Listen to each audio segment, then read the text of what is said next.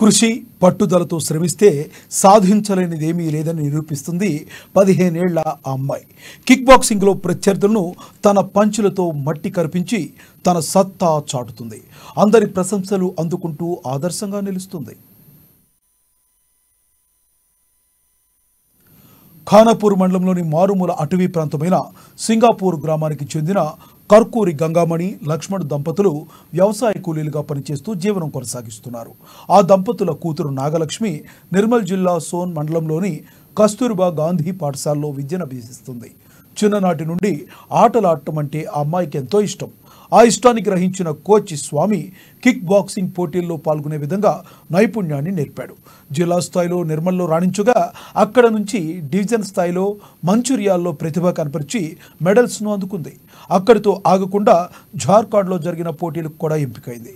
అయితే అక్కడకు వెళ్ళడానికి డబ్బు లేని పరిస్థితిలో తల్లిదండ్రులు ఎంతో ప్రేమగా పెంచుకున్న గేదెను అమ్మేసి కూతుర్ని పోటీలకు పంపారు. అక్కడ కూడా విజయం సాధించి హైదరాబాద్ పోటీల్లో పాల్గొనగా నేషనల్ స్థాయికి ఎంపికైంది. మళ్ళీ డబ్బులు లేక 3 సార్లు విరమించుకోవాల్సి వచ్చింది. ఈ నెల 21వ తేదీన పూణేలో జరగబోయే నేషనల్ స్థాయి పోటీల్లో పాల్గొనేందుకు వెళుతుంది.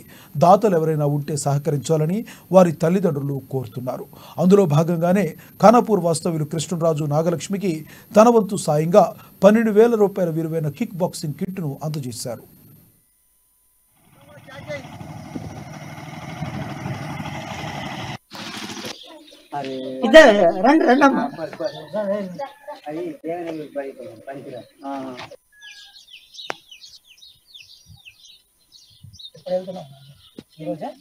మా కూతురు నాగలక్ష్మి, మాది సింగాపూర్. స్టార్టింగ్లో మేము చేను పనికి కూలికి పోయినాం. వెళ్ళినప్పుడు మమ్మీ గిట్లా పోటీలలో పాల్గొనే టైం వచ్చింది, నేను వెళ్తా మమ్మీ అంటే డబ్బులు లేవు ఇప్పుడు వద్దు అంటే, ఇప్పుడు 500 కడితే ఏం కాదు మమ్మీ కట్టు, తర్వాత సార్ వాళ్ళు చూసుకుంటామన్నారు. కానీ అక్కడ కట్టినాక నిర్మల్లో ఆడింది, మంచిర్యాలలో ఆడింది, మళ్ళీ జార్ఖండ్లో ఆడింది, హైదరాబాద్ ఆడింది. అటు జార్ఖండ్ పోయేటప్పుడు డబ్బులు లేకుండా మస్తు ఇబ్బంది అయింది, పెట్టుకుంటూ వచ్చినాం. అదే రోజు నాకు హెల్త్ బాగా లేకుండే బర్రెలను అమ్మేసి పాపను తోలేసినాం. నేషనల్ పోయేటప్పుడు మళ్ళీ నేషనల్ కూడా తోలేసినాం. ఇప్పుడు ఇది 3వ నేషనల్. ఆడు ఇంటర్నేషనల్కు ఛాన్స్ వచ్చింది కానీ డబ్బులు లేక మేము తోలేదు. పాప మళ్ళీ గెలిచి రావాలా, మళ్ళీ ఇంటర్నేషనల్ పోవాలని కోరుకుంటున్నాం.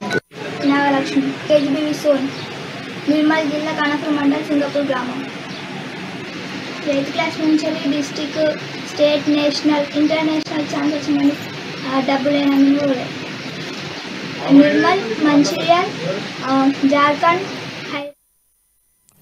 ఎయిడ్స్ రోగులను వివక్షలకు గురి చేయకుండా ఆదరించాలని జిల్లా ఎయిడ్స్ నియంత్రణాధికారి డాక్టర్ గజానంద్ అన్నారు.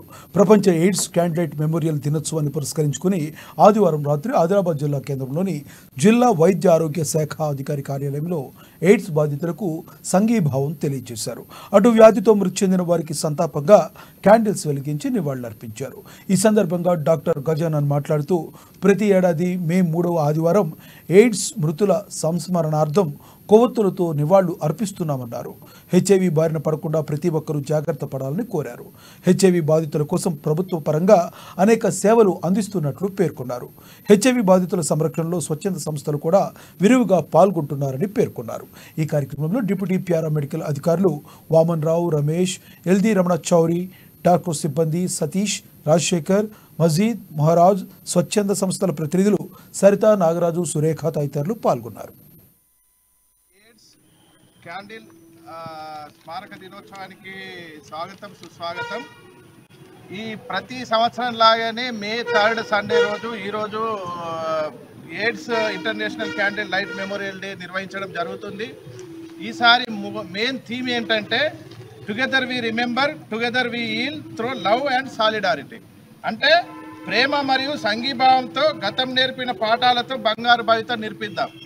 దీని ద్వారా మనము అందరు హెచ్ఐవి బాధితుల్ని మేము మీకు అండగా ఉంటాము, మీ ఎటువంటి ఇబ్బంది లేకుండా, ఎటువంటి